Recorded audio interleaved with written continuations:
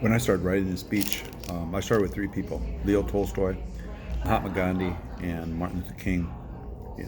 One was white from Russia, one was Asian from India, another was black and from the southern United States, one was excommunicated Orthodox Christian, another was a Hindu, another was a Southern Baptist preacher.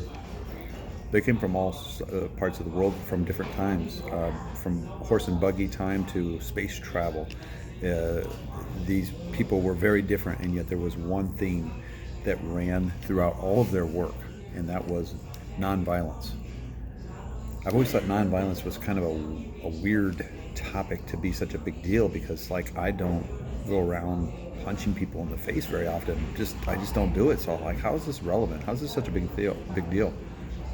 Tolstoy believed that it was such a big deal that he wanted to start a whole new religion because he thought that the church didn't get the idea of nonviolence.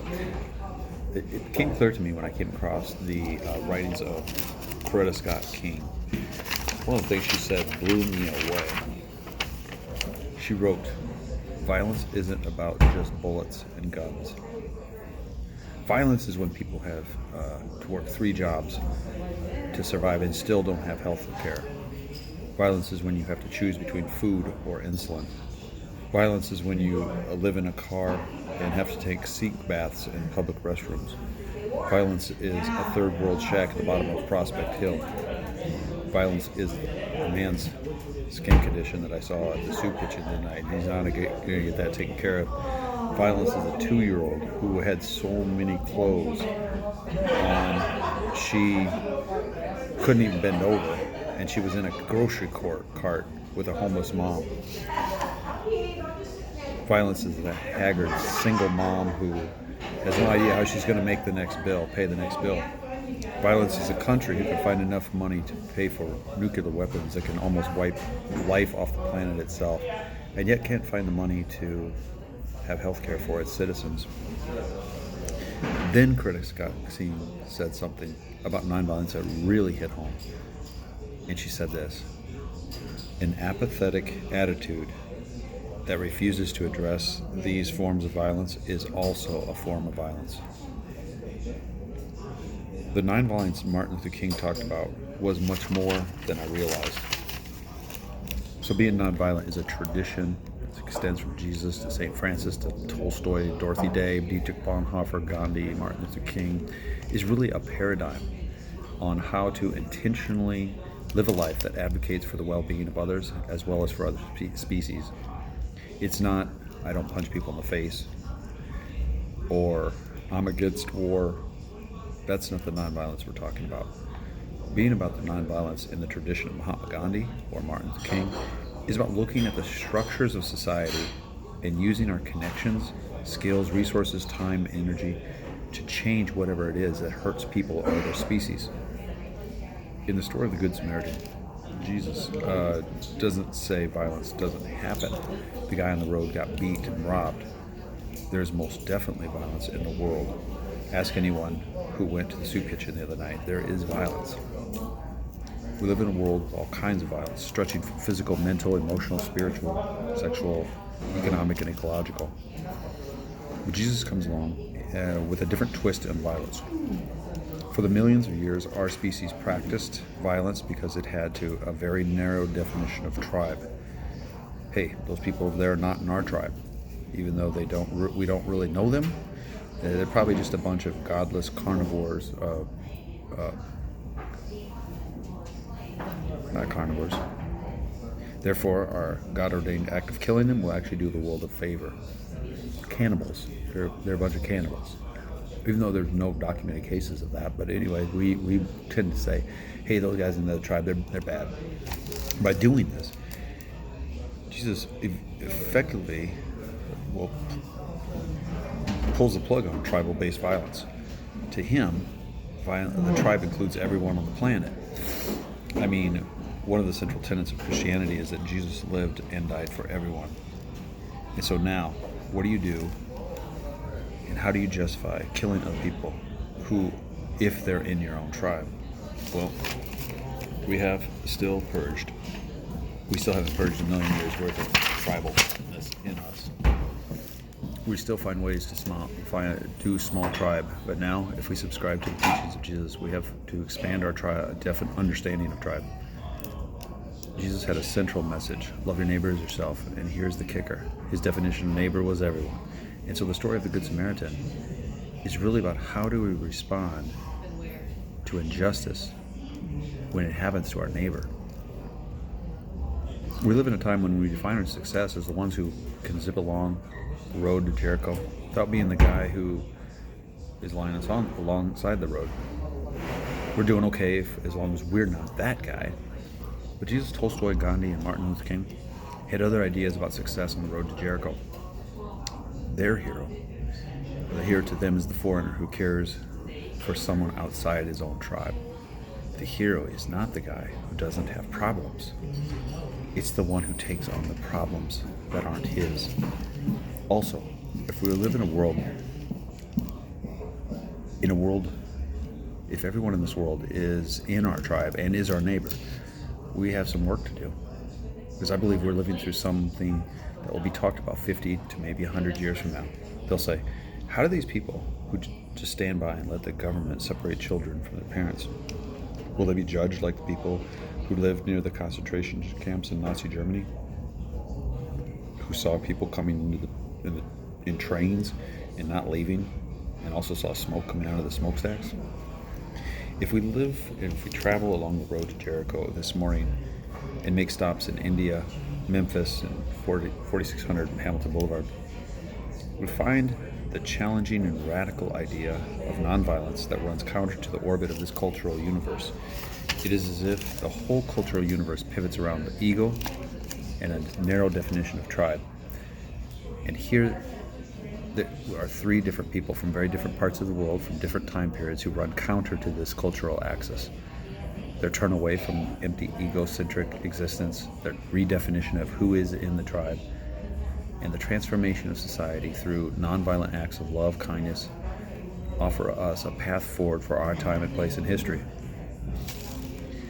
To really understand people like Tolstoy, Gandhi, and Martin Luther King, we need to abandon the once-a-year Disney version that puts these people on pedestals and then leaves them there collecting dust throughout the rest of the year.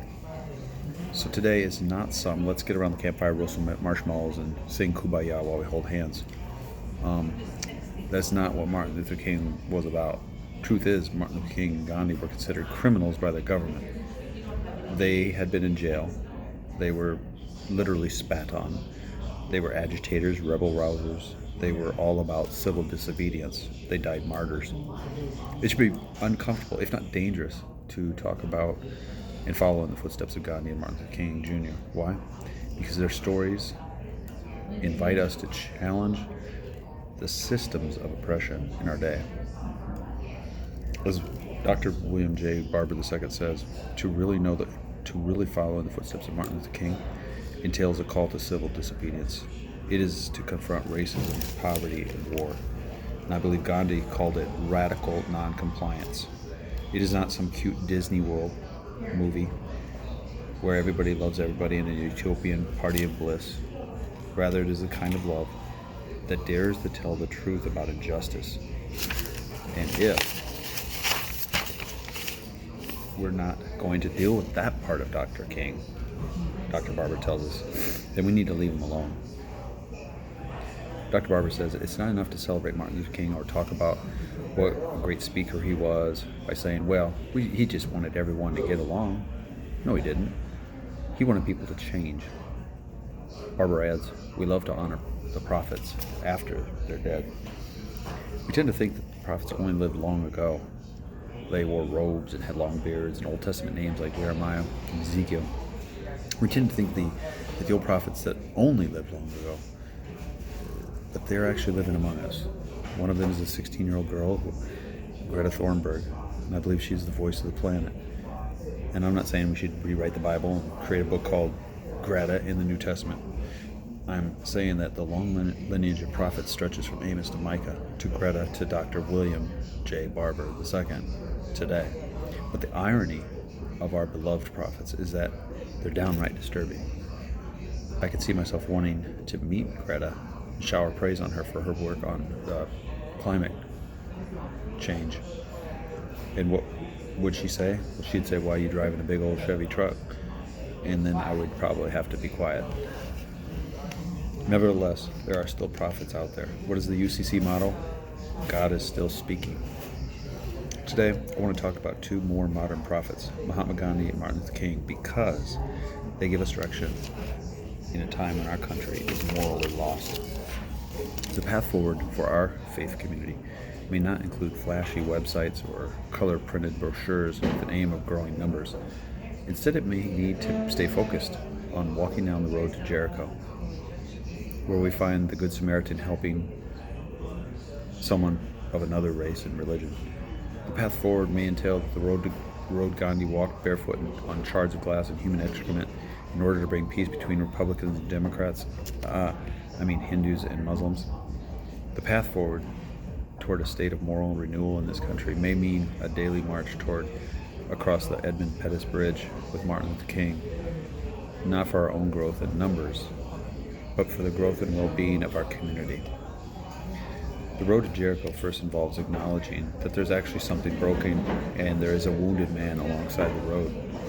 The man on the side of the road is our country.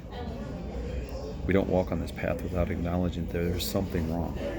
50 years ago, one of our prophets, Martin Luther King, said this. On the last day of his life, he said in that speech, America is sick. And if we're going to talk about Martin Luther King, we're going to have to say it's not all good. We can't say the stock market's up, unemployment's down, America's doing well. The prophet tells us America's sick. I just read a couple days ago that a well-known Christian leader in this country said about the impeachment proceedings, he said, the truth doesn't even matter. Let that settle in for a second. It's a rip in the very fabric of our culture, in our national life. 2 + 2 is not 4 anymore. It's whatever you want to call it. A look through Martin Luther King's eyes is to say something is sick. How would Martin Luther King look at America these days? Well, we have kids being separated from their parents, being put in cages, while we hear evidence of sexual abuse being in these detention centers and all evidence is being destroyed. We have third world poverty right here at the bottom of Prospect Hill in Sioux City, right here in the shadow of Wesley Way. We have fellow humans living in shelters made of sticks and tarps. We have a grinding third world poverty right here amid freezing temperatures in the richest country on the planet. The last time I spoke was a time of grace. It was after I read your guys' homework on what you thought of the church. And it seemed that it was a time to hear you are okay as you are. This time is a story of faith. And faith is action. Faith is when we realize we're not enough and there's a long ways to go. And that faith is the part where we believe that we'll actually get there. It is not just a belief thing. Much of Christianity today seems to think that faith is merely an intellectual acceptance of a series of doctrinal principles. One must intellectually acknowledge a formula that goes like this. We're sorry for our sins. We believe Jesus died for our sins. Now we can acknowledge him as our personal Lord and Savior, and then we'll go to heaven. Okay, that's fine. Whatever. But I think faith is more than that. There's often two very destructive results from that kind of heaven-centric type of religion. One is it tends to overlook the social and physical environment of this world, and it helps people miss the real joy of faith. More on that later. Faith is about making heaven on earth. Faith as we see it in the book of James is action. Faith has legs and hands. Faith does something in this world. The faith tradition of Martin Luther King and his predecessor Mahatma Gandhi doesn't merely seek to get to heaven, it seeks to make a heaven here on earth. But as it says in the Apostles' Creed, he descended into hell and rose on the third day. We may have to descend into hell before we ever experience a moral revival in this country. We face an uphill climb. We live in a time of deep moral crisis. But as one of our contemporary prophets, William J. Barber II, tells us, it's a time for a call for renewal, moral renewal. And we were born for this moment. But we don't have moral revival without getting on the road to Jericho and actually seeing that broken man who may be different from us racially, religiously, economically, and then it is our chance to help.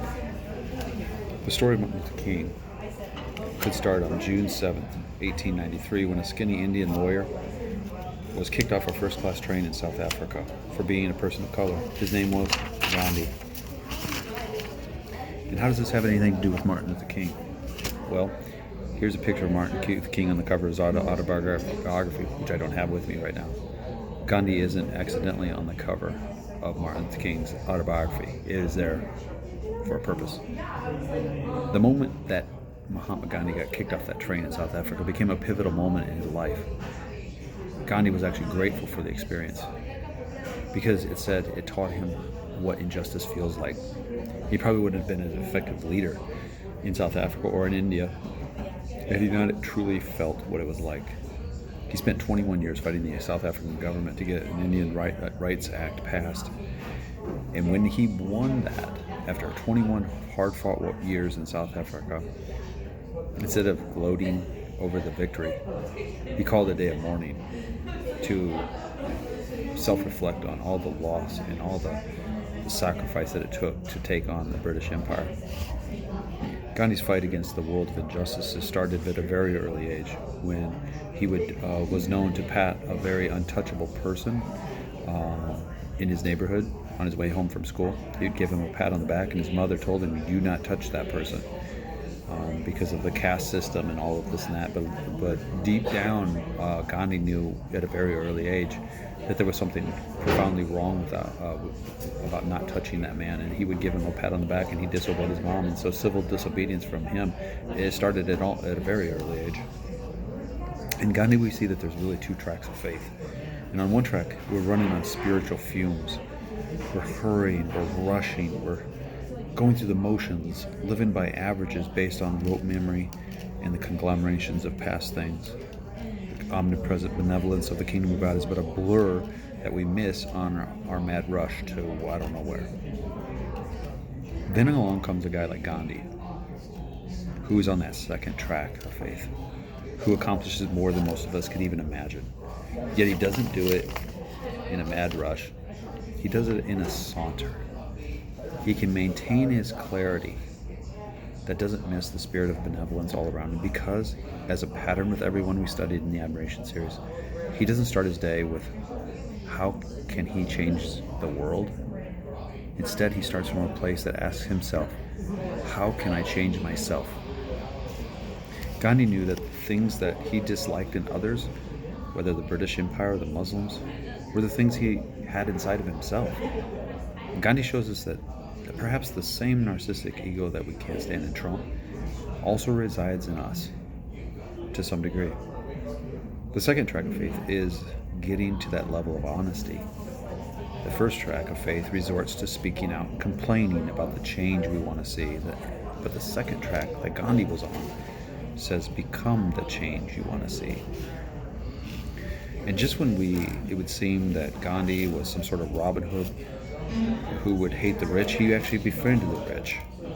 One of Gandhi's best friends, Jawaharlal Nehru, was from the highest socioeconomic caste, was an atheist, and he was a complete economic, social, and spiritual opposite of Gandhi, and yet the two worked together for an independent India. When the British pulled out of India, the Hindus and Muslims started massacring each other in the thousands. Gandhi set out a practice of self-massacre himself, self-massacre, self-imposed starvation in the name of peace. And in doing this, he sent a message that he was willing to suffer so that others wouldn't. If there is anything that runs counter to the universe that spins around the notion of comfort, physical comfort, it is Gandhi's self-imposed torture to help others. The example of Gandhi calls us to contemplate what it means to be people of faith at this time and place in history. Gandhi once said, "I like your Christ. I do not like your Christians. Your Christians are so unlike your Christ." If Christians would really live according to the teachings of Jesus as found in the Bible, all of India would be Christian today. Living according to the teachings of Christ may mean looking around at examples of countercultural people like Gandhi, who spun on another cultural axis. When the world taught ego, Gandhi said selflessness. When the world said violence, Gandhi said peace. When the world said partition, Gandhi said together. When the world said don't touch them, Gandhi reached out. When the world got noisy, Gandhi got quiet. When the world said, how do we change this mess? Gandhi said, how do I change myself? And even though all this came from a skinny little Hindu who was born about 150 years ago, his message of being the change we want to see in this world is perhaps one of the most relevant, Christ-like messages of our time. And that takes us to April 3, 1968, Memphis, Tennessee, where we admirer of Gandhi spent his last night on earth. On that evening, Martin Luther King was getting some much-needed rest, and he received a phone call while he was in a deep sleep. The caller asked him if he would give a speech, and Martin Luther King, in a groggy state, said, let me get this straight. You want me to leave this nice, cozy, warm bed, get up, put on my clothes, and go out in this cold rain and do a speech? And the voice on the other line said, yeah, if that's okay. And Martin Luther King said, yep, be right there. That night he delivered perhaps one of the greatest speeches in the English language.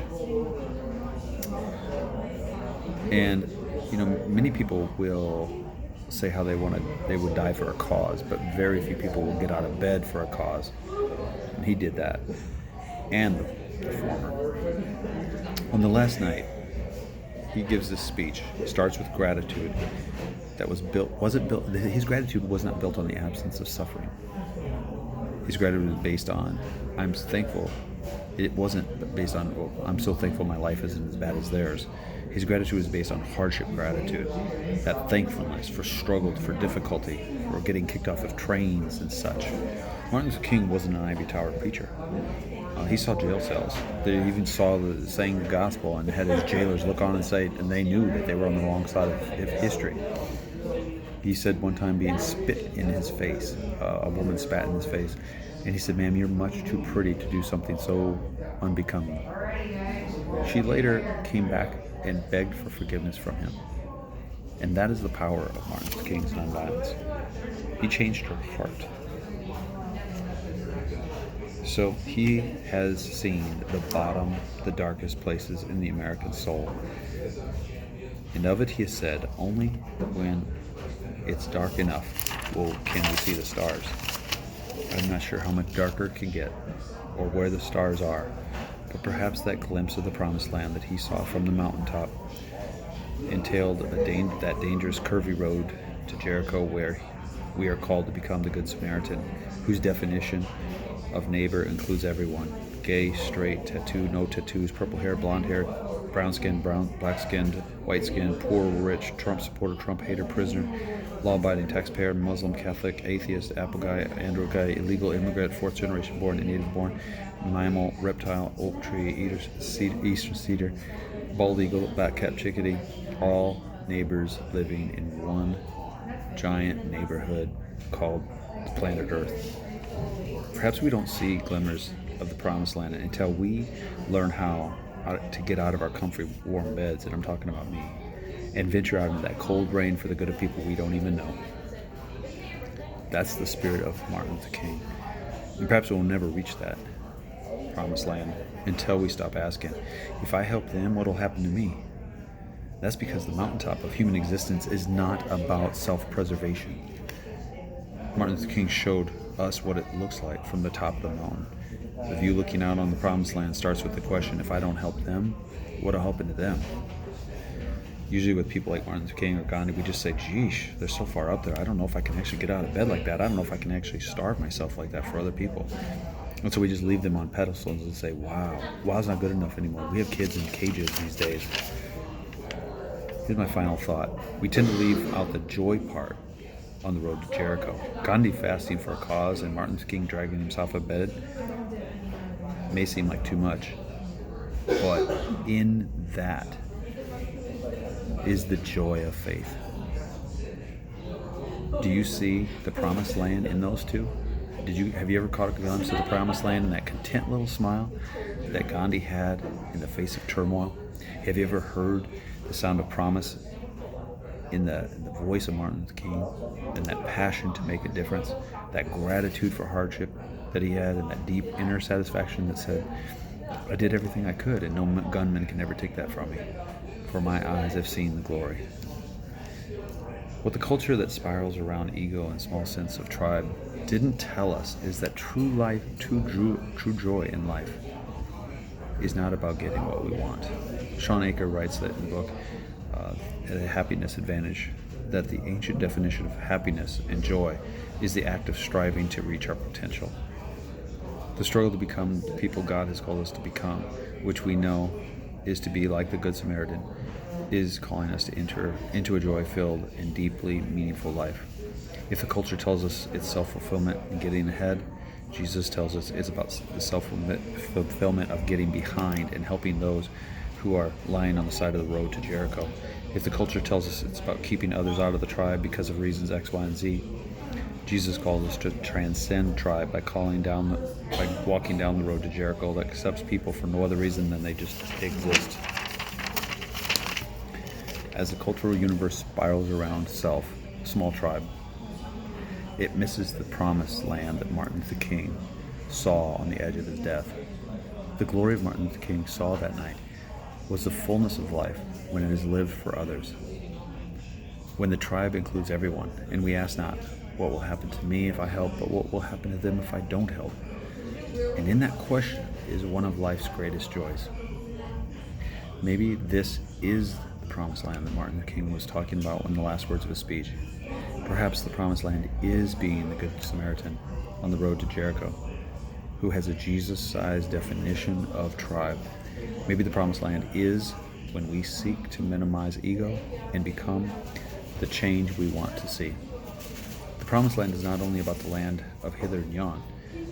It is about walking on the road to Jericho in the footsteps of Gandhi and Martin Luther King. It is a journey mingled with hell and heaven. And as Dr. William J. Barber II says, we were born for this moment.